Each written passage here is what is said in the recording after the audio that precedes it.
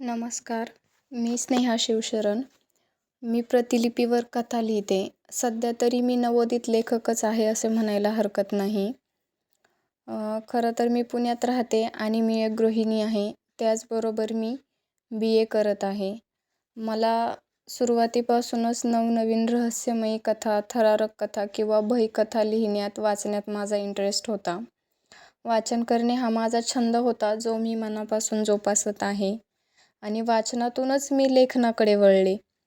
तर माझ्या लेखनाची सुरुवात आहे. पुढे जाऊन मलाही वेगवेगळ्या विषयात लेखन करण्याची इच्छा आहे. पण सध्या प्रतिलिपीवर माझ्या प्रोफाईलमध्ये काही कथा आहेत. तर आशा आहे की तुम्हाला माझ्या कथा वाचायला आवडतील. वेगवेगळे जॉनर कशाप्रकारे हाताळता तुम्ही? प्रत्येक लेखकाचा स्वतःचा आवाज आणि लेखकाचा दृष्टिकोन असतो. भिन्न शैलींमध्येही लिहिताना काही टिपा, ज्यामध्ये आपल्या स्वतःच्या वैयक्तिक शैली आणि आवाजाशी सत्य राहणे समाविष्ट आहे. या व्यतिरिक्त आपल्यासाठी काय सर्वोत्कृष्ट आहे हे शोधण्यासाठी विस्तृतपणे वाचणे आणि विविध लेखन तंत्रासह प्रयोग करणे उपयुक्त ठरू शकते. शेवटी सर्वात महत्त्वाची गोष्ट म्हणजे मनापासून लिहिणे आणि स्वतःशी खरे राहणे, कारण हेच वाचकांना सर्वात जास्त आवडेल. पहिली कथा कशी सुचली? मी पहिली कथा भय लघुकथा लिहिलेली आहे आणि त्या अगोदर जवळजवळ मी 7 ते 8 महिने लिपीवरती एक वाचक म्हणून होते. खूप वेळा मनात विचार आला की आपणही काहीतरी लिहावं म्हणून, आणि जस्ट असंच वाचन करता करता एकदा एक चान्स घेऊन पाहूया, एकदा ट्राय करून पाहूया म्हणून मी माझी पहिली लघुकथा लिहिलेली आहे. वाचकांचा कथेला कसा रिस्पॉन्स आहे? माझ्या दृष्टीने तरी वाचकांचा खूप चांगला रिस्पॉन्स आहे माझ्या सर्व कथांना.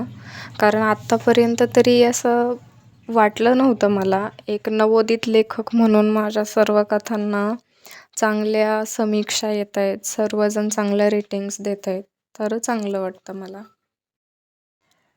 तुमच्यातील लेखक कसा आणि कधी गवसला?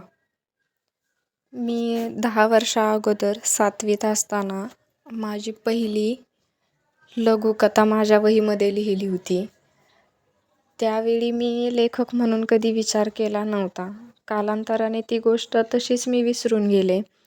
आणि 10 वर्षानंतर मी ज्या वेळेला माझ्या मुलीच्या वेळी प्रेग्नेंट होते, त्यावेळेला मला प्रतिलिपी हे माध्यम सापडलं.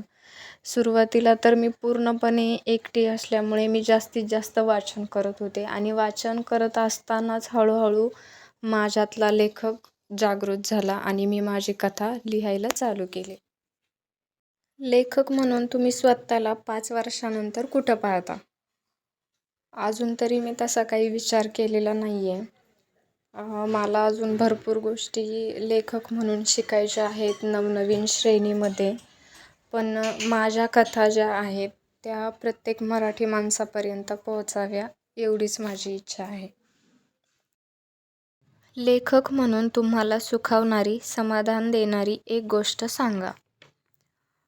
माझ्या कथा वाचल्या जात आहेत आणि अनोळखी लोकही माझ्या कथांना भरभरून प्रोत्साहन देत आहेत, छान छान समीक्षा देत आहेत. त्यामुळे समाधान वाटते की लेखणीमुळे कुठेतरी माझी ओळख निर्माण झाली आहे. तुमच्या लेखणीचं कौतुक करणारी एक अविस्मरणीय आठवण वाचायला आवडेल.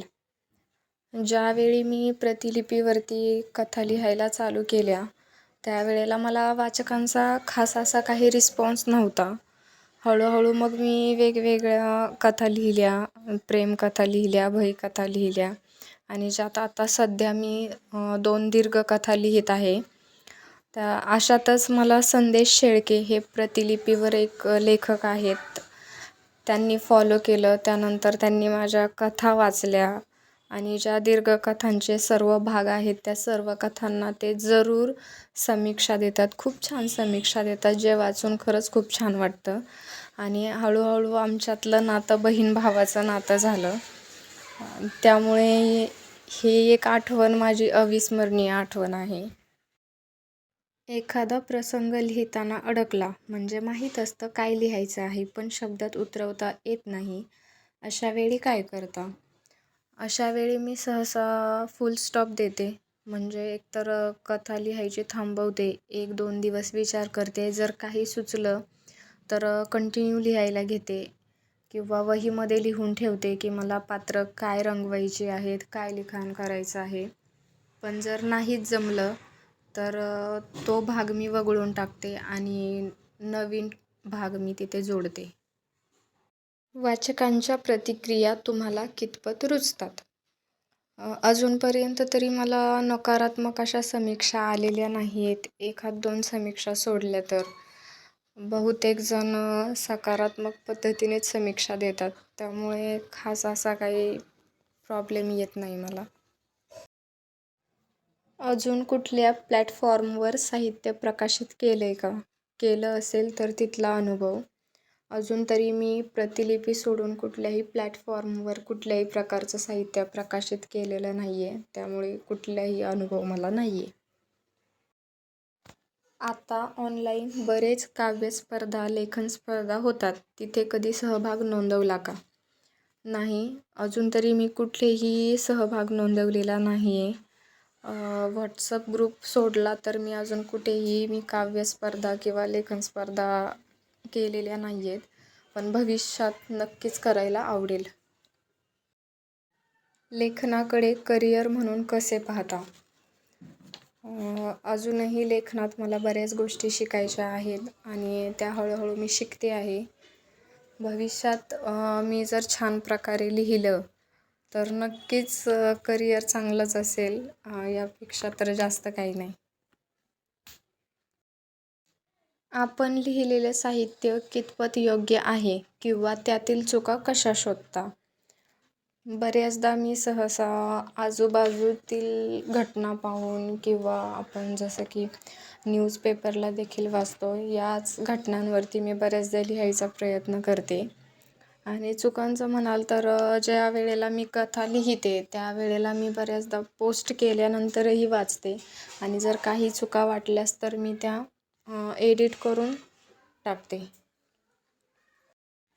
एक लेखक म्हणून स्वतःमध्ये काही बदल घडले किंवा घडवले आहेत का?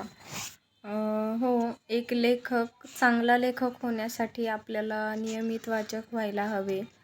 तर मी तेच केले. आधी मी वाचक म्हणूनच वाचन करत राहिले आणि मग लिहायला सुरुवात केली.